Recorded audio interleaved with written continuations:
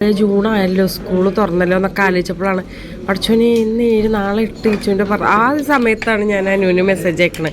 ഈച്ചുവിൻ്റെ പിറന്നാളായിട്ട് അനു നോക്ക്.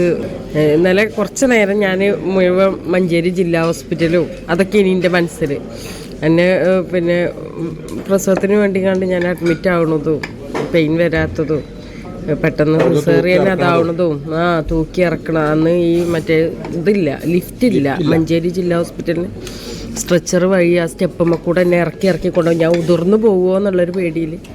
അത് കഴിഞ്ഞിട്ട് സിസേറിയനും കഴിഞ്ഞിട്ട് നോർമൽക്ക് എത്താത്തതും ഞാൻ ആകെ ഒക്കെ പോയി. പിന്നെ അവിടെ നിന്ന് എന്നെ ചൂടാക്കി ഡോക്ടർ തിരിച്ചെടുത്തതും.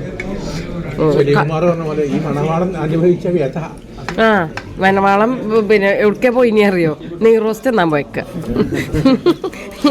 അന്നി ഇപ്പച്ചിനെയും കാണാനല്ല, ഓനും ഇപ്പച്ചി നെയ്റോസ്റ്റ് എന്നാൻ പോയിക്ക. എന്തായാലും എനിക്ക് ഓരോ കുട്ടികളെയും ഓരോ അനുവിനെ തികയാതെയാണ് ഇങ്ങനെ 10 ദിവസം ICUലും പ്രതീക്ഷിക്കാതെ. അതേമാതിരി ഈച്ചൂനിയും അഫിനിയും ഒക്കെ എനിക്ക് ഭയങ്കര നിധി പോലെയാണ് എൻ്റെ കുട്ടികളെ കിട്ടിയത്. പ്രതീക്ഷിക്കാതെ കിട്ടിയത്. 3നെയും അങ്ങനെയാണ്. നല്ലോണം ടെൻഷൻ അനുഭവിച്ച് കിട്ടിയ കുട്ടികളാണ്. അതുകൊണ്ട് തന്നെ എനിക്കോലെ ഭയങ്കര ഇഷ്ടമാണ്. എത്രയായാലും ആരെന്ത് പറഞ്ഞാലും എൻ്റെ കുട്ടികൾ എൻ്റെ ജീവനാണ്.